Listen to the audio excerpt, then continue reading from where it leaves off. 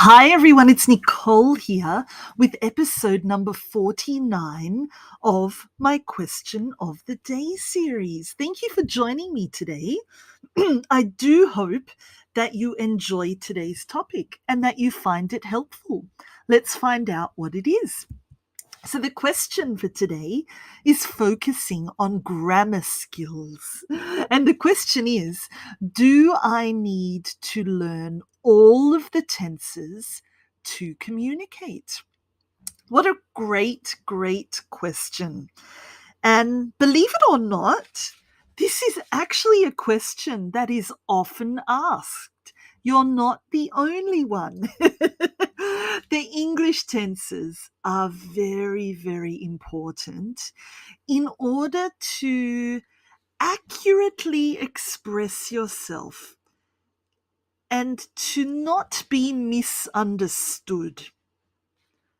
But I'm sure that you'll agree that the English tenses are also very difficult to use, very difficult to understand, and even more difficult to remember. When I ask my students which area of grammar is the most difficult, they almost always answer tenses. Is that the same for you? Do you find the tenses the most difficult, the most stressful aspect of English grammar? Yeah, I'm sure you do. So, do I need to learn all of the tenses to communicate in English? Well, my answer to this question is you need to be aware of all of the tenses in order to understand. Then you can use the more difficult ones as you get better and better, more and more confident, more and more advanced. So, yes, you do need all of the tenses to communicate, but it depends at which level you wish to communicate at. Beginner, intermediate, advanced, you decide. But as you push yourself and improve your skills, obviously, the more tenses, or even all of the tenses, the better. Let me give you some tips. Number one, there are no shortcuts. Okay, I think you know this. Unfortunately, there are no shortcuts when it comes to the English tenses. You just need to know all of them, or at least be aware of them in order to understand others. You know, it's all about being able to understand what you hear. It's all about being able to understand what you read. So, for an accurate understanding, they are essential. But when it comes to using the English tenses yourself, well, that's completely up to you. You know, you can stick to your favorites if you want to call them that. But of course, if you wish to progress and become a more advanced communicator, well, you'll eventually need to use them.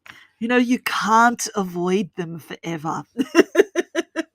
So there you go. No shortcuts.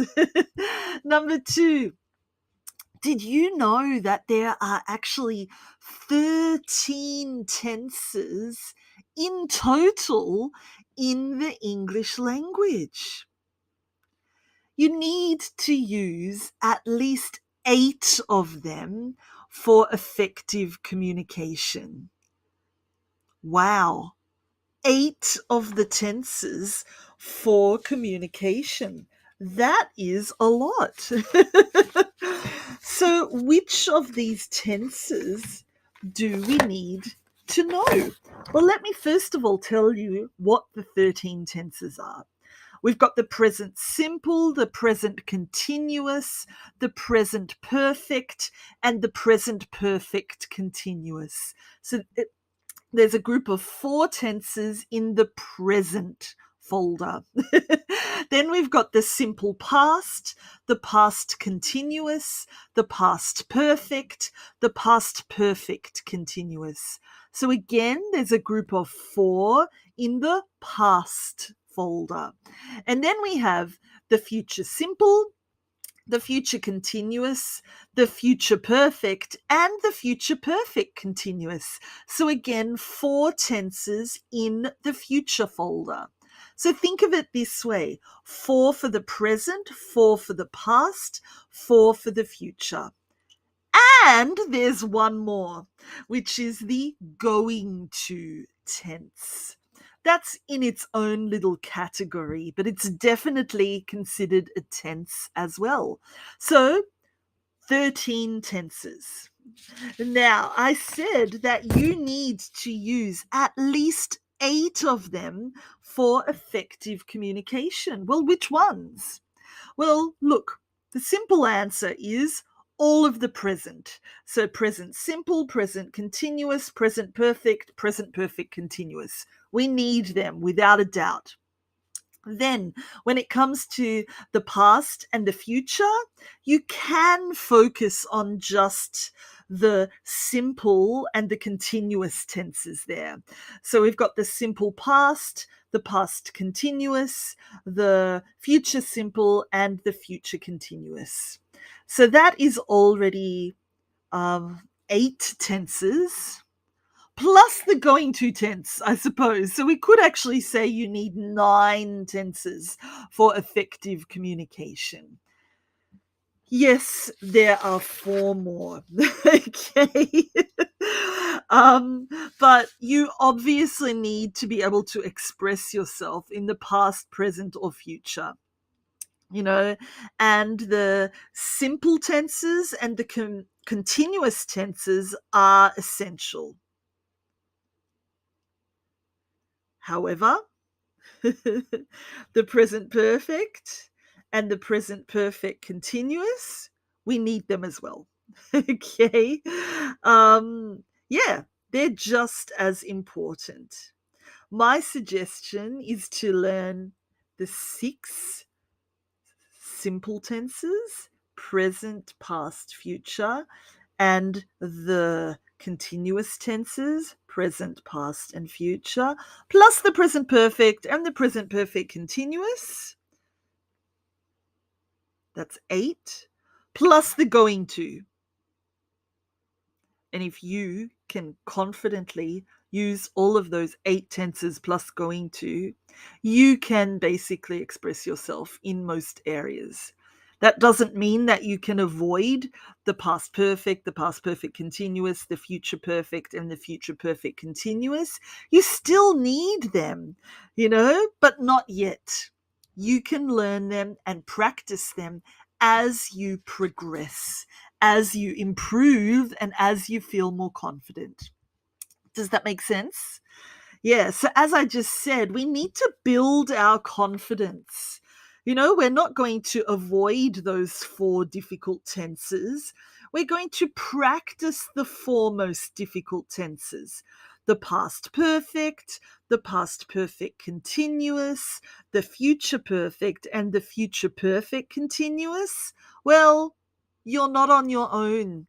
Everyone finds these 4 tenses really, really challenging. But as they say, practice makes perfect. So the more we use them, practice them, hear them, read them, the easier they will become for us. So, how can you practice them? How about you try to identify these 4 tenses when you're reading? Why not? How about you identify them when you're listening? Oh, wow, that was the past perfect.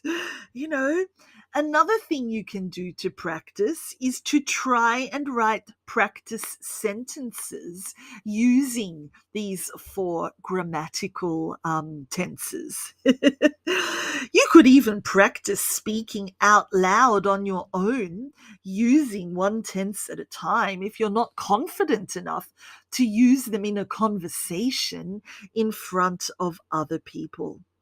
So, yeah, practice makes perfect. With time and with practice, you will become more and more confident using these four more difficult tenses, which means that you'll confidently be able to use all 13. How exciting is that? And finally, in my opinion, the tenses are the backbone of the English language. Just think about it. Without the tenses, how can we express ourselves? How can we talk about now? How can we talk about yesterday? How can we talk about tomorrow? We need the tenses. You know, every language uses them. In some languages, the tenses are a bit easier than in others. And in some languages, there are less tenses to learn and to use. But there's no avoiding them. They are used in every language. So just stick to it. You know, eventually, you will use all 13 tenses confidently and correctly. Just don't overdo it and try to do it all now. Take it one step at a time, and as you improve your language skills, you'll also improve your knowledge and usage of the tenses. I'm sure you agree. So, a quick overview of the key points from today that I'd like you to remember. Number one, you need to know all of the tenses. You know, there are no shortcuts when it comes to the tenses. So be aware of them, even if you don't yet use all of them. At least know what they are and why we use them, and maybe how we use them, and listen out for them or look out for them when you read. And, you know, eventually you will use all of them. But right now we need to know them and be aware of them. We can't avoid them. Number two, use at least 8 of them plus the going to tense. So if you want to communicate effectively and you want to be confident and accurate, you need to be able to use 8 tenses. Present simple, present perfect, present continuous, present perfect continuous, simple past, past continuous, future simple, future continuous, plus number 9, the going to tense. Number 3, make sure you practice the most difficult tenses. You know, build your confidence in using those 4 most difficult tenses. And with time, they will become more and more natural. You'll use them without thinking, without stressing, even better. And number 4, look, we can't express ourselves without the tenses. We need them. They're part of every single language. So don't avoid them. You know, try and use them. Even if they're wrong, you're still trying. And that's what it's all about. A quick bonus tip before we finish today. Look, just because the English tenses are difficult and because there are so many of them, it doesn't mean that we should avoid learning them. It doesn't mean that we should avoid using them. I want you to challenge yourself. You know, focus on using one particular tense every week. That can be your tense for the week. You know, do a variety of practice activities using that tense. in written form, in spoken form, listening for it, looking for it when you read. And with time, I promise you that you will build your confidence and you will be able to use all of the tenses almost automatically. Okay, so if we have 13 tenses, that's 3 months if you focus on one tense a week. In 3 months, you'll be able to use all the tenses confidently, correctly, and you'll be really proud of yourself. So take it one step at a time, one tense per week. Practice it, perfect it. You can do it. I know you can. If you have any question about today's topic, about the tenses, anything at all, do get in touch. But also get in touch if you have a request for a future topic for my Question of the Day series. I'd love to help you. And of course, I'd also love to help you in my free learning community. So come and join me on Facebook, on the page, in the group. Visit me over on the YouTube channel. Subscribe while you're there. I've also got a great website with lots of downloadable resources and an amazing learning blog. So go and visit all of those aspects are for free. We also have online courses, a learning library, and so much more. So come and join me. I'd love to help you.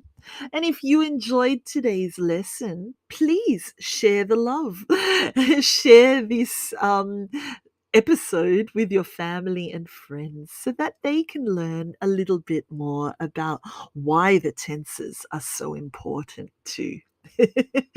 Thank you so much. I hope you enjoyed today's topic, and I thank you for joining me. Come back again tomorrow because we have a great topic ready to go. See you then.